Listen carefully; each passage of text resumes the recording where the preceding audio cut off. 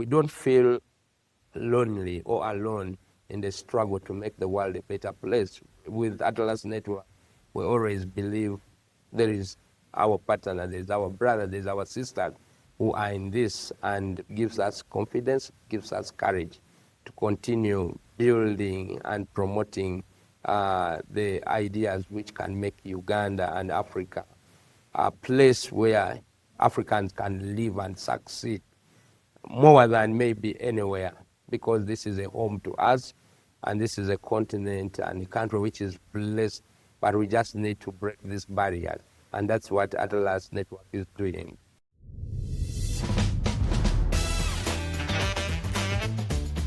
This is Atlas Network with Michael Carnuccio. Hi, and welcome to Atlas Network with Michael Carnuccio, the podcast that takes you all over the worldwide freedom movement, where we talk to leaders that are breaking down barriers and making freedom a reality in their home countries. Today, we're talking with probably the most inspiring leader that I've met throughout the continent of Africa, one whose story starts with physical persecution, threats on his life, and struggle that only served to motivate him to have an inspiring impact on his home country of Uganda today. Of course, I'm talking about John Mugabi, who is the co-founder of what we call ALID in the Atlas Network, and that is the Action for Liberty and Economic Development. And John's story is going to be one that will inspire you, and as it did me. And so I encourage you to go to atlasnetwork.org, where you can learn more about John and his peers at ALID, as well as his partners throughout the worldwide freedom movement, and how you can be part of supporting John and others. John, thank you so much for being with us today. Yeah, thank you so much. It's a great honor and privilege to be here, and also to talk to Atlas Network and all the partners, and also people who believe in freedom all over the world. It's amazing. John, we have a lot to talk about today. We're going to talk about Uganda, the story there, and the work that you're doing. I want to talk quite a bit about ALID, but first, can we talk about where really your life changed? And that was in college. You discovered corruption, challenged it, and faced arrest and torture for that. Can you share that story with us? Thank you very much. So grateful. I would like to start with college, where my story which changed all the way I see society, and how I also believe development can happen in my own country happen. In 2012, I got an opportunity to get a government sponsorship to one of the great universities in Uganda called Kyambogo University. But when I went to that university, my dream was to study, because I was given a government sponsorship to do engineering. And I thought I would study, pass very well, come back and change my life, change also my siblings and others. But when I reached at the university, I started interacting with young people who had ambition, who also had a dream of seeing our country, which was by then and even now still having challenges concerning corruption, governance, rule of law, and others. But I was privileged to start working with students, organizing some discussion in my first year. And I happened to be also one of the first students who started challenging corruption in that university, because I realized that my time of being at the university was not about studying. It was not about passing with a first class and then leave. But I realized there was a problem which had kept there, but everyone was silent. So I started thinking of, how do I change this place where I was in as a student? And I got an opportunity of writing the first petition to challenge one corruption. You know, when we were in government sponsorship, you were given allowances. So they used to cheat us our allowances. If you could get, let me say, $100 per semester, you end up getting 50 or 40, but you don't have to question. So I questioned, why are we getting this little? And the academic registrar by then did not like it. They decided to, first of all, call me and say, you should only mind about your books. So I was provoked to organize a very peaceful demonstration. Never did I know that it would become something which would inspire the whole university to raise up against this challenge which has been there. So we had to go for a sit-down strike. Unfortunately, some students started stopping lecturers from teaching. And at the end of the day, the whole university went into silence, and the government sent tankers, sent all the police, the military to stop us. But students tried to resist. And in the morning of the next day, I just found myself getting arrested. And it was my first time to be in the cell. And when I asked why am I arrested, they said, no, you have incited violence. You have made over 10,000 students to raise up. So, but fortunately enough, students started demanding for my freedom, and the pressure was so much on the police, I got released. But afterwards, I was indefinitely suspended from the university. The university said we couldn't handle you. You are trying to make students go rowdy, raise up. But I didn't know, because I never wanted my parents to know that the opportunity I got, I was spoiling it like how they thought. So I had to go and ask for fair hearing from the university. And because there was a lot of evidence I had as a student concerning corruption, concerning also misgovernance, I happened to meet the council disciplinary committee where professors sit, representative of different sectors. So they realized that I had a right to speak out, and I did not force students to go rowdy, but I called them for a peaceful demonstration to challenge what was happening. So I was retained, I was reinstated to go and study back. That was one of the best moments to see that I had challenged one of the big problems the university had. So I resumed my studies, but later I realized that within the same university there were some lecturers and heads who were not happy with the decision. So they started changing my result. I was doing some mathematical engineering paper, so they made it disappear. And I realized that life was not going to be as easy at the university. So I had to shift, because I realized that my engineering studies were disturbed, disorganized. So I crossed silently to economics, because I had economics at my heart. And that's when I started deeply getting into organizing different study groups at university. And from there, it was 2013, I got an opportunity. One of Kai came from Nigeria and requested, because he asked who is the activist. The students were activists. They connected him to me and said, I want to organize a conference, a forum. And this forum, we want to speak about something like freedom. And I wanted so much about freedom, liberty, and economics. Yeah, and said, oh, I'm going to welcome you, because I was a good mobilizer. So I welcomed him and I helped him to mobilize students. And in the forum, he asked the first question, who is a socialist? And all of us were about 50 students. We raised up our hand and said we are socialists. And he asked why. We said, socialists help to distribute resources to everyone. And in a socialist system, there is no one who suffers. And said, who is a capitalist? No one amongst the 50 students could identify as a capitalist, because it was something which was termed badly exploitative at even the universities by then. But he told us, yeah, you see, this is a government university where you are, but do you like what is happening? And he says sometimes decision takes long, money comes from government, but then gets into the threshold and gets it, so the little reaches there. Then he told us that's what they call socialism. Central government has more powers. And he left me with a book called Lord Serfdom. And that book, Lord Serfdom, I started reading it and realizing that an individual has power to change himself. And when he changes himself, he can also be able to change the other. But I also looked at the power of cooperation and voluntarism. So when I started reading Hayek, my mind and also the narrative and the perspective I had about society started changing. And I realized that all my high school and maybe the first year at the university, what I was thinking was not something which will give my country what deeply I needed: freedom, people to be prosperous, and people to be able to enjoy their lives and happiness. So I realized that it couldn't be given with, say, with central planning. So I started getting inspired and motivated to organize small groups at that university, which later went to other universities, to teach them and to share with them my story of how I interacted with this book.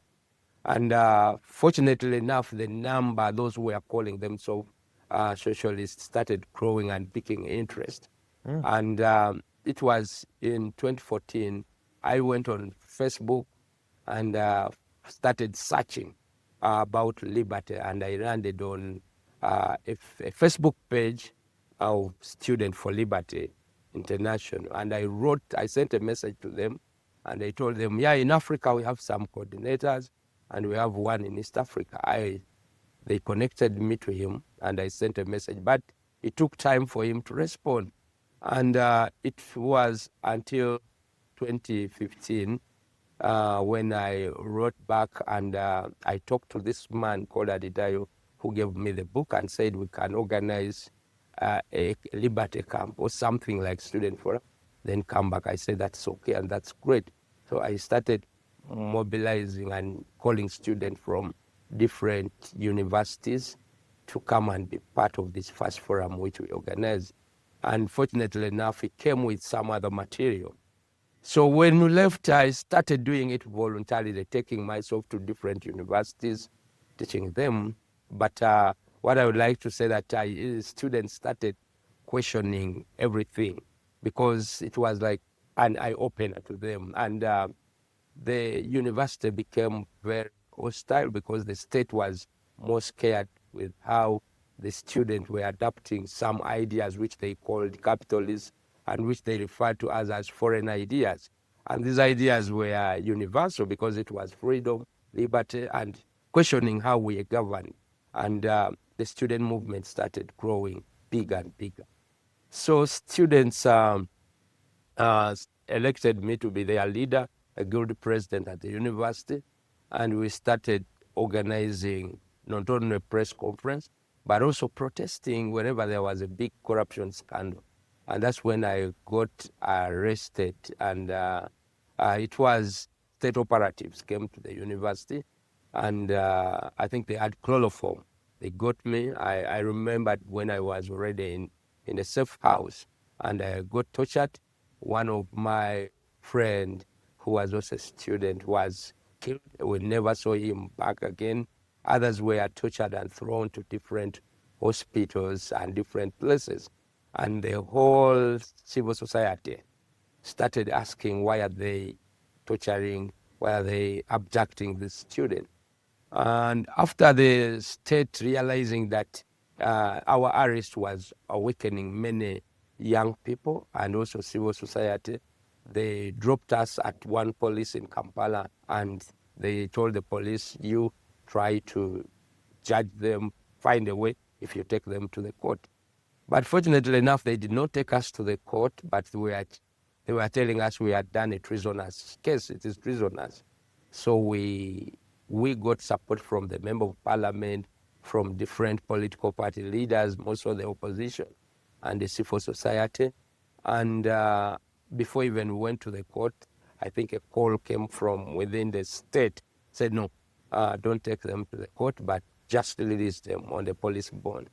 So we were, and personally, I got released, but then I didn't know that I was going to be, every time when I was moving, there would be spies, there would be surveillance. Really? Yeah, so surveillance started, and life became somehow hard, but I knew that it was a cause which had meaning. So we got a certain, with some students, we said, now, we have to have our movement, first of all, getting conscious of what may happen, because it is like life and death. The state is not happy, but we should also get some collaboration with other, like Uganda Law Society and other civil society, so that in case of anything, we can have where to fall back. So we started working with some civil society which believed in our cause, and also some political party leaders who started at least at one point making sure that we have the legal backing in case we are arrested. So I left the university 2015, and 2016 I come into 2016, I remember it was an election in Uganda, election year, and many young people who were at university with me got interest in promoting the liberty ideas, the free market ideas through running for offices. But I think many of them were not successful because even the community at first could not appreciate the ideas, could not understand. But they attempted, and then we realized together that, you see, we may not be able to change our society politically. We may find people don't appreciate ideas. We have to take time to make them understand why big government is not good, why liberty is good, why it is good to have free trade and everything. So with some few, we decided to, first of all, first build chapters of Student for Liberty in every corner of Uganda. And when I started that, there is a lady called Linda Winston. I just got to know Linda Winston on Facebook, but I remember the material we were getting had for example, the CD for Idea for Free Society had Network for Free Society where she was working from. So she sent me, she was the first to send me a message and said, oh, I follow you, I see what you do and what motivates you. So I told her, yeah, you know, I got a book called Road to Serfdom given to me by this Adidayo. And she knew Adidayo Thomas, said, oh, okay, I'm going to tell you one thing you will not believe in. Said what? Said, the book you are reading, my father worked with the Professor Hayek, and even at one point he helped to see that we get many books. Then she asked me, what would you want? How do you want to change the society? I said, by then, I believe politics does a lot. And she shared a story of how her father, Fisher, also believed that could run for member of parliament, then change policies. But when he had a good time with Hayek, Hayek told him it may be hard because politicians always change position. They always go with what is popular. And said it will also be better for you if you make the ideas which give meaning, which give dignity popular in your country. And I said, okay, that is great. So she said, I'm going to start finding a way how to stand with you and support you.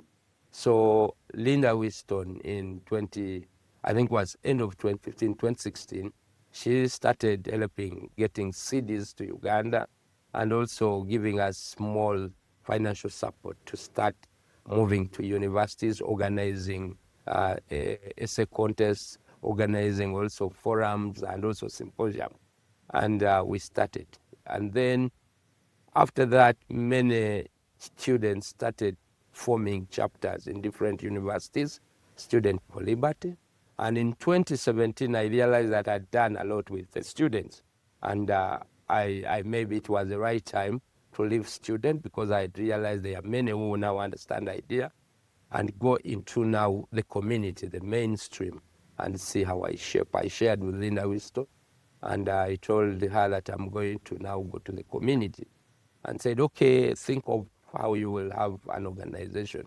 So in 2017, it was March, we said we are going to have a name of an organization. We said, what should we give this name? We said, should we put Liberty? We had a discussion, and we realized that maybe sometimes government does not understand. If you put Liberty, freedom as part of your organization, it may think you are against it. But we said, no, we are going to call ourselves Action, and we said Action for Liberty and Economic Development. And we said, okay, they will not like Action for Liberty, but we said no, because this is what we are going to do and this is what we believe in. We shall try to make government understand, but also we want ourselves to be understood what we are doing. So 2017, we formed Action for Liberty and Economic Development, and the state started making sure that it follows whatever we are doing. And we decided to start teaching youth on what will change their lives, because there was a lot of unemployment, and there was also this big bulge of youth after college. They don't know what to do. So we said we are going to engage the young people, but also with the policymakers to see how do we get a win-win. We knew that the policymakers wanted to see the young people getting work, but what was the problem? So we started identifying barriers in our community. For example, we looked at the permits, the licenses. Every young person who wanted to start a business, he could just spend 2-3 days, and then the municipality, the local government sends an enforcement officer to close the business and ask for the license, ask for the taxes. So we realized that many young people never wanted entrepreneurship because before even you make a first transaction, you close. So we started engaging with the municipal council and told them, you see, this youth bulge we are having, those who are becoming criminals, drug addicts, and those who have lost hope, they have attempted to start a business, but the policies and the system you have is discouraging them. We appreciate the municipality started giving us a platform to explain more what it means. And later, they started waiving off, giving at least 6 months before a young person pays for that license. And that was also a great achievement. And later, we wrote to Linda Winston and said that we are going to have now a business summit in Uganda, which brings in different business people. But we shall be talking about free market in our own understanding, because people may think free market is something which is foreign. But this is a community we live in where we have many people who are entrepreneurial. We have resources, but then people are still suffering because they cannot exchange value with the other. And so we started inviting policymakers, different business people, and different businesses started supporting this forum, this business summit. And even the policymakers, the Chamber of Commerce started getting interested into it, and we made it to be their annual. And we also started moving to Member of Parliament, asking us how best can we be able to guide them when they're making these policies. Sure. Yeah, and we started interacting with some of them. But we also realized, this is something to know, that the civil liberties were very key, because we pushed so much economic freedom because, yeah, the government wanted to see that there is opportunity. But then when it comes to the issue of the right of the people to associate, the right of the people to speak freely, and the right to be able to also challenge or criticize, it was dangerous for you to do that. But we realized that we should, in a simple message, in also not a very provocative way, not attacking government, to start educating young people and also the people in community, the opinion leaders, what it means to have this. And we started looking at our history, or where Uganda got independence in 1962. And immediately after our independence, our grandparents and also parents thought that Uganda is going to be a golden state. People are going to be able to eat, to drink, to have the abundance, because now they were governing themselves. But we realized that what went wrong, our independence hero leaders came up with policies called Move to the Left. And these policies ended up making all the resources and giving the president or the state house almost the control over the economy and also over education and everything. And we realized that in our history, that's where the envy started from. Some tribes or region felt like whoever controls power, he will control everything. So different tribes and regions in our history started fighting to see that they be the one control state house and the president. So we were able to speak out to this history which we had and realize that the blunders, the mistake was, first of all, to think that whoever gets the political power changes everything. And then also believing that it's government to do everything. So people started understanding the loopholes we had from independence in our history.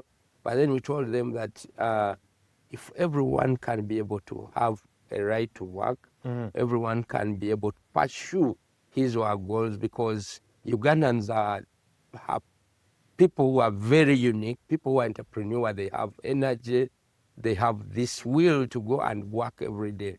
But why are they not successful? Because the environment. So even we could explain to the state that we are not after power, but we are after seeing our neighbors, our brothers, and all the people we live in society being able to do what they believe will give them meaning. So we started getting a space. We started getting some town hall meetings where they could allow us, and also the ministries started partnering with us in that area, and also the president, because we know the president of Uganda at one point opened up the economy. He was like a liberal leader. But however, with time, kept on changing and changing, and policies started becoming somehow illiberal. But he also wanted to see people transforming their lives. So we started on that point, and our history became a reference to tell these people that no, once we look into only having power, because in Uganda, we have, they call them tribes, which believe like every 5 years we must get ourselves together to see how we take power from the other. Because it has been that whoever gets power, he makes sure that his tribe mate, his people from the region gets all these privileges. So even the entrepreneur, even the people who would be innovative, they are made to think that let us sacrifice and see that we get into the political office. But at the end of the day, they discover that no, even a politician will not be able to change others, but will be only taking away what you could use, then end up distributing it as you want. So people started realizing, and our policy proposal started picking traction, and we started discussing it with people who could be able to do some changes until 2019. We happened to challenge some draconian policies which they had brought, for example, increasing the taxes by almost 20%, coming up with some very, very robust property taxes. And we realized that it was going to, first of all, stifle businesses, but also deny people the right to also be able to utilize what they have. So we started engaging at high end with governments, and we agreed that let us look at also property right. And that's how we started also realizing that many people have land, and but one point is that you have land, but you don't have the full ownership. You don't have a land title. Then also for discrimination, if you're a woman, you may not be able to inherit your land. You may not be able to own because of this patriarchal society which has been there for quite long. So we started engaging different stakeholders and community on the issue of land. And we got an opportunity that Atlas Network also came in and started supporting us to be able to make sure that people can have their full ownership of land, can be able to use the land to get a loan and do businesses, but they can also use it for their livelihood, and also have a guarantee that even when I want to pass it to my children, to sell it, I can be able to do that. And its value started increasing with these land titles. So we have been traversing like that as a lead and also my personal life. John, you and I met in 2023 at the African Liberty Forum in Cape Town, an Atlas Network's forum that year on the African continent. And I was introduced to you, or you were introduced to me by someone as Socrates, right? This is what we might think of as a nickname, but it's become more of a name that stuck for you because you speak truth to power so much. So I have to ask you, as a leader, what you went through that seemed to fuel this and bring this out of you. Why is it that you have such drive and such passion for the work that you do? Yeah, thank you very much. I would say that, true, my life has been part of also challenging myself first, and also where I live, to see that how can we live very dignified life. not only even from universities, but from high school when I started understanding some aspect of society. And that's when I started reading some kind of philosophy. I introduced myself to the philosophy, the Enlightenment. I wasn't a student of arts, what we call arts in Uganda. I was doing science. But I picked interest in understanding all this revolution, how did the world get this enlightenment, and also the civilization. And I would say I got so much attached to the Greek history. And when I read about Socrates, mostly Socrates before Plato, I discovered that one of his books called Living an Examined Life. And I discovered also how it's beautiful to, first of all, have a principle in your life, but also to defend these principles. And also to be able to, no matter what it takes, but be able to defend, promote truth at any price.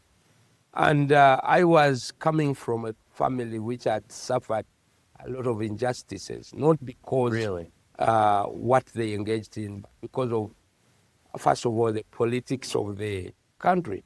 In 76, we were told by our parents they had to leave the country to come and stay in Kenya, because that's where they were get all this safety. But then immediately they went back to the country. They were not interested in politics. They were not interested in anything that, but they were farmers. So as they started their farm and trying to sell this coffee, the war break up and all their capital and what went in, and they started also scattering and hiding. So that life they went through and the history of our country kept on tickling into my mind. Why do we every time go back where we come from? Because from the day of independence, it takes 6 years. Then there is a civil war. There is a coup d'etat of Amin Dada. Then there is a guerrilla war comes in until 1986, where the young people who are now the leaders we are trying to challenge came up and said, no, our problem is this. We have leaders who want to rule for so long. We have leaders who don't respect the rule of law, democracy, and all that history which I had given almost all my parents, relatives, grandparents, and run every time here and there, made me to start questioning myself, do we live better than this? Can't we have a society, even when they are voting, when they are changing government, people can be doing their work? So I started thinking of how best can I make my small contribution towards that. And I realized that one, it's how politics is taken and how it is understood. Our politics is believing that it's the only opportunity to change the story of your life, to change the legacy, and also to make sure that all you want live a better life. And that's the narrative many people were having. And it motivated me to start showing them that you can achieve if you have an environment that can allow you, that can permit you to pursue your dream. And you may, not everyone is interested in being a politician. Not everyone is interested in having his brother become a president, because after he leaves, you lose everything. You run to Europe and become an asylum seeker. So I told them that no. And I convinced myself that I would be promoting a society where leadership or politician mean less in people's lives. But I would also be motivated to tell people what it means to be free, what it means to have the ability to pursue what you want without being forced. Right. And also have, because I love my country so much, but I'm always, every time saying, in case there is a war, these people who want power, who are obsessed, I will live, I may die, or even my children. So the history keeps on motivating me to think and dream of a better society than what all my past generation have gone through. And that's why every time we sit at our office, we say, how do we prevent this force to come? How do we prevent war? And how do we help people to succeed without this weight of politics that want to show them that we are the one allocate and make you successful. So I realized that we must have a government that respects people's rights, and we must have a limited government. A government does not take everything from people. A government that is limited by laws, which the rule of law and so forth. So these principles started becoming my day-to-day, I would say song, but day-to-day, Sure. something which I would push for, introduce to others, and also giving me the courage to face people face to face, and I tell them this how we should, because everyone wants to live freely, everyone wants to be prosperous. So it kept on, and as I was leaving high school, I added on myself as a Socrates. But I didn't know that I would also be many times being blamed to poison youth, to corrupt them, because I don't know, but I'm one person who loves to interact with youth. I find ease in working with the youth. Sure. And this is why one of our great work at ALED has been inspiring these young people who understand the ideas of free market, ideas of individual liberty, and also limited government, to go and also train others, to go and also push back these tyrannical policies. And that's why we have many, all of the free market think tanks in Uganda. I picked some of them from universities. That's when we interacted. And if you see Mutindo in 2017, I got them at university. Now they have started a very great think tank organization. Great. Afford Ethical Africa. I remember I like so much Imran because he was in high school. He came to our office. Really? And he said when he was in high school, he said, I have this dream. I want to see that I'm also a leader. So I started moving with him to universities and others. And later I said, I'm going to start my small organization. I said, that is great. Because if all of us can be able to challenge the bad policies, to challenge the barriers we have in community, then we shall have maybe at one point a free society where everyone will feel like, yeah, we are living and we have dignity. So that's how we inspired. And sometimes the government, the state says like, yo, there is multiplication of youth challenging us, and they are talking about freedom, economic freedom. And they say, okay, it's Mugabi who started that movement. I tell them, no, these are youth who are like loving their country. No one wants to leave it. They want to see their family living there. So they are also making a contribution. So, but that's a passion I also have with the young people, with the youth, because I believe they have an opportunity to shape the society they Sure. are going to live in. Absolutely. Yeah. And folks, if you are hearing anything in this story, it is that support of ALED has now led to support of so many other organizations, as John has reinvested back in the youth in Uganda and elsewhere in Africa, and helped other leaders now to start organizations that are part of Atlas Network. And John, that's where I want to go next in the conversation, is about your relationship with Atlas Network. I mean, your story, you mentioned Sir Anthony Fisher, right? And he was the founder of Atlas Network, and Linda Whetstone's involvement in your life and your story. And so how has Atlas Network played a role with ALED, and what's that relationship like? Yeah, we became a partner with Atlas Network in 2018. But first in 2017, this is where I appreciate the Atlas Network.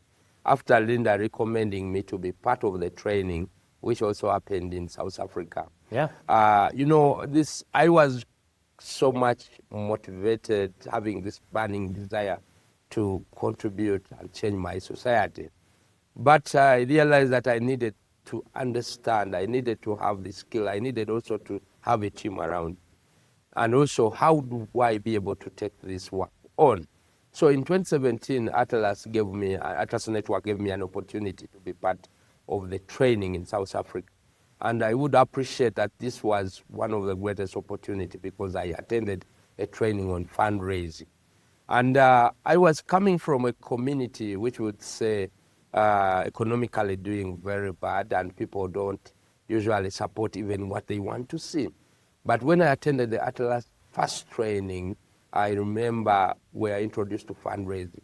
And to me, I had a different perspective. Fundraising, I thought it is begging people to give you. But Atlas training taught me that it's about selling an idea to people and also trying to make people understand you. It's true you want to promote freedom, you want to promote free market, but how do you design your message?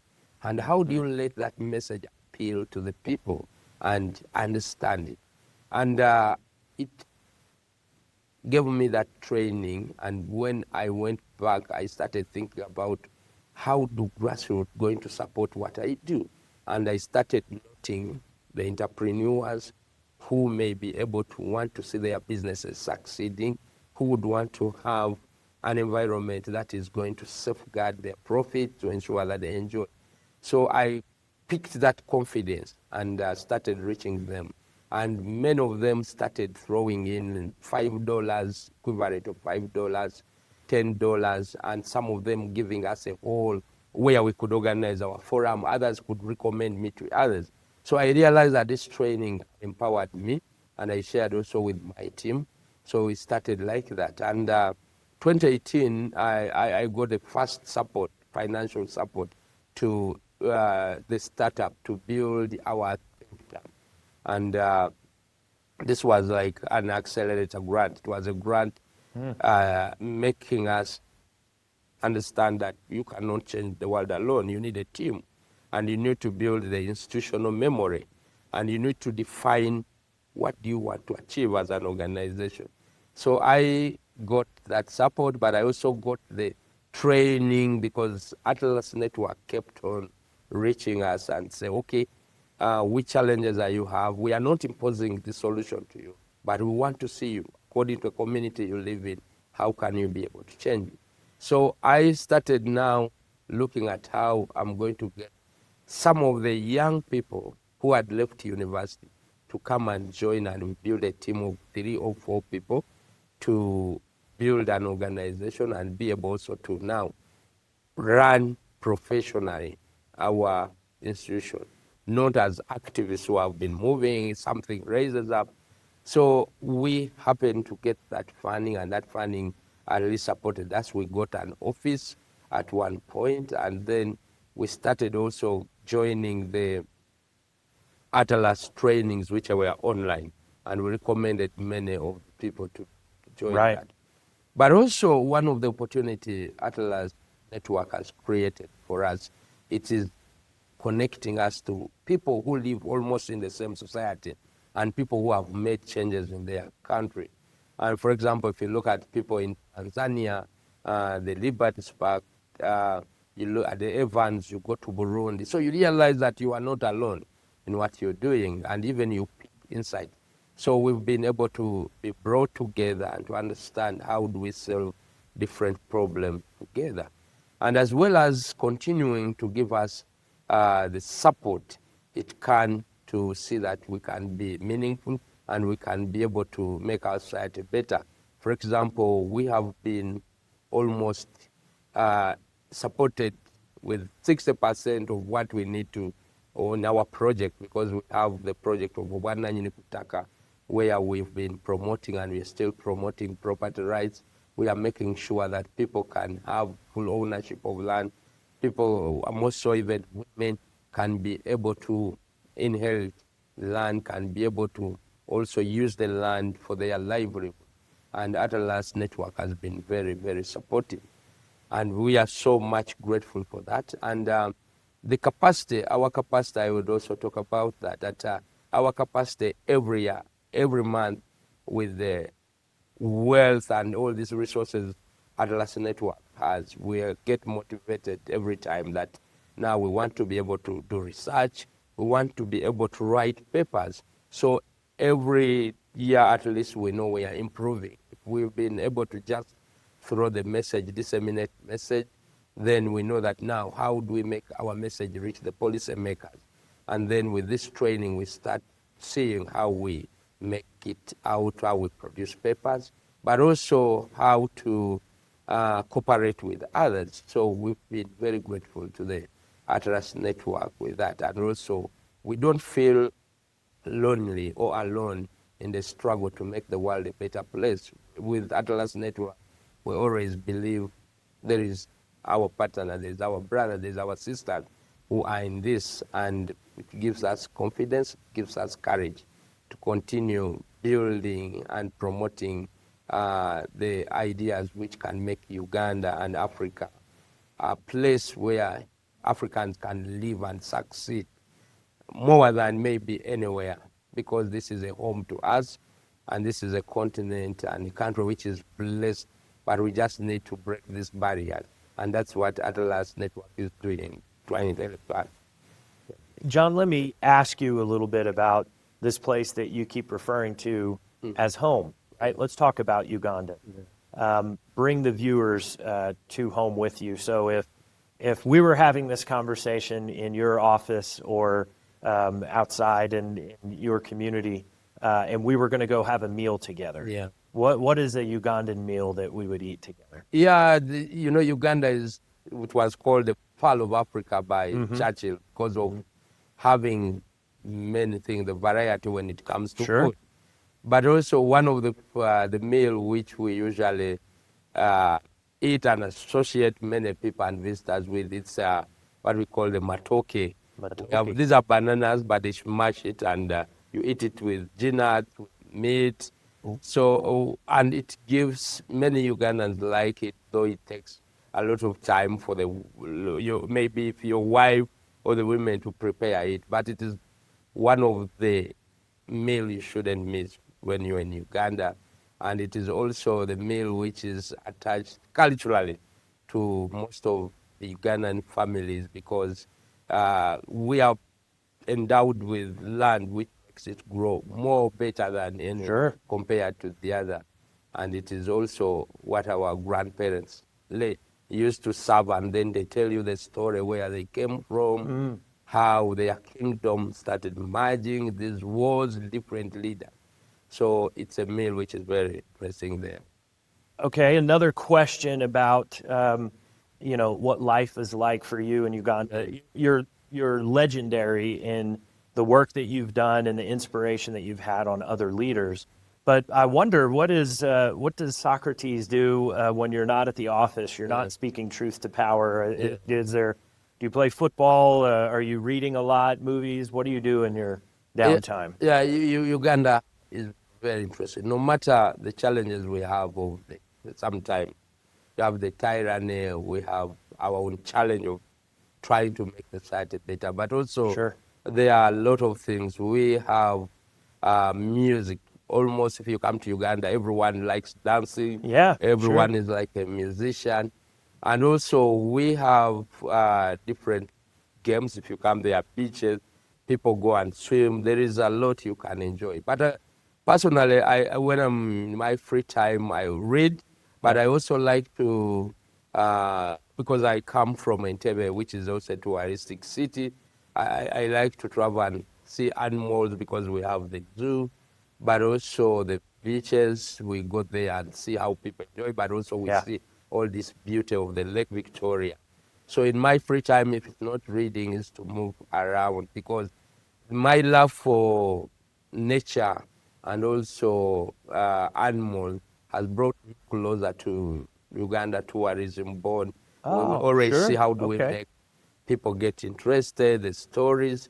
So I enjoy it. I enjoy it. It's unfortunate that I didn't come with some of the shots we give when we tell people to visit Uganda and see all the, no matter how it is. Sometimes we have where you would like to go, but because of the nature of my work, I may be limited because of safety and because of sometimes people who would fear to associate because of what I do. I would like also to tell you that we have been having a certain degree of freedom for people to associate and also to be able to challenge the others. But sometime we have, not sometime, right now we have this growing authoritarianism, which has made many people to fear even to go to the beaches and enjoy, because there is a lot of surveillance. In 1 or 2, 3 people you meet, chances are high that one will be an operative, a state operative. Because, really? Yeah, and the reason is that our president his next year is turning 40 years in power. he has been ruling, but he's also somehow tired, and he feels like he wants to leave, but then the military is like, we have to put you there as long as you're still alive, but also we must make sure that we tell people now it's going to be military. So I also spend much of the time seeing how we could be able to make people in power understand that all of us, we can live better in our beautiful Uganda, because it has a lot to enjoy. You cannot finish it up. You will have to be, you will have these people who will tell you story. You will enjoy. You have games. Many young people are very talented, and many Ugandans are not obsessed with politics. They always want to be innovative. They are bringing new projects and what. And since we started, I didn't talk about this, but we started with open a community library to have all these books. So I enjoy sitting at the library and getting high school students coming. Yes. They tell me, what is this one meaning? They read Pachat and then say, no, does this apply to Uganda? So we make reading fun there, and I feel it's more valuable sometime to also put more time there. It's fun to me sometimes. Yeah. And folks, if you would like to help John with his library or help Alid with the wonderful work that they're doing and the important work that they're doing in Uganda, go to atlasnetwork.org. You can donate. With $25, you'll receive a complimentary edition of Freedom's Champion magazine. You can also join the Atlas Club and be part of supporting the worldwide freedom movement with John and partner organizations, not only throughout the continent of Africa, but all throughout the globe. John, last question I have for you today, but it's one as we've been having this conversation. I can hear it in your voice, and I'd love to talk about it. With all of the challenges that you've gone through, and with, as you mentioned, where Uganda is at today with this kind of authoritarian restriction starting to come in, I still hear hope in your voice. I hear enthusiasm about the future of Uganda. Why is there hope, and what is Uganda in 5 years or 10 years? That's a very good question. What is Uganda in 5 years? And it is coming at a time where not only me, but everyone is appreciating that we live in the Pearl of Africa, but there are some challenges we have to face at hand.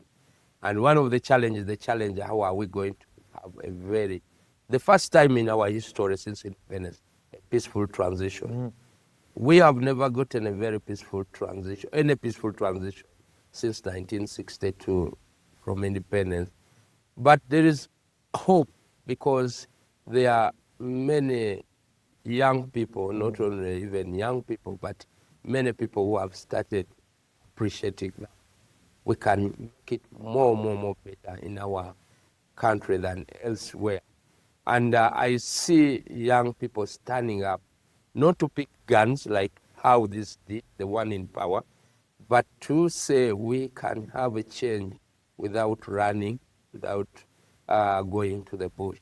And they have started preaching peace, that we don't need to kill each other to have the change. And that one is giving me hope that we are not going to go back where we're from. And also we have the young people who have started appreciating the technology, reaching each other, and also be able to communicate and challenge the authoritarianism which is rising. Next year we are going into an election. We have some leaders with good message, but we know very well a politician is a politician. But the momentum is growing, and we are not sacrificing ourselves, but we are doing what we believe is going to make our life longer and also interesting, and also being happy, enjoying happiness. So that is the hope we have, because Ugandans are very lovely, very peaceful people. Mm-hmm. The challenge we have of the growing authoritarianism, they are feeling it's tired. They are tired of it, and they are going to push. We may have a change which may be maybe at one point going to have a price which we may not know. But I tell you, everyone wants change in Uganda, and everyone would love to have peaceful transition. And I have hope, because we have started engaging. I should also say this, as Action for Liberty and Economic Development and other civil society, we have started engaging politicians and those who are in power not to lose what we have attained. I should appreciate that the 40 years of our leader, we got some relative peace. We got, because of some free market to the degree, people started doing their businesses.